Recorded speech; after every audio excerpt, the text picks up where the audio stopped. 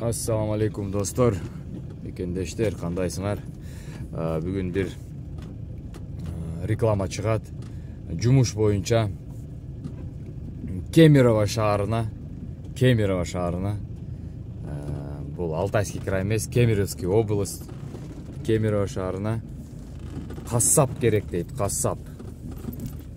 Дүкөн ачылат экен, жаңы дүкөн. Ошол жаңы дүкөнгө кассап керек экен.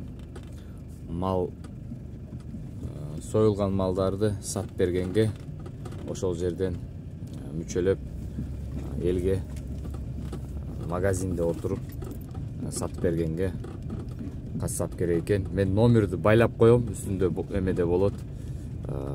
Видеороликтин атына кошуп жазып коем номерди. Аты Эркин Байке. Кайрылсаңыздар болот. Жумуш издегендер, именно кассапчылыкты билгендер, эт сатканга орусча билгендер жакшы болот. Документтерини, жатаканасыны сүйлөшүп алсаңыздар болот. Дагы бир жумуш орун бар экен. Самса, нан, навайчы керек экен да.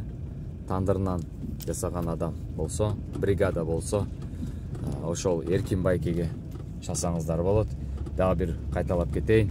Кассаптар жана навай менен иштеген, навайканада иштеген адамдар жумушсуз жүргөндөр болсо, Россиядабы, Кыргызстандабы айырмасы жок.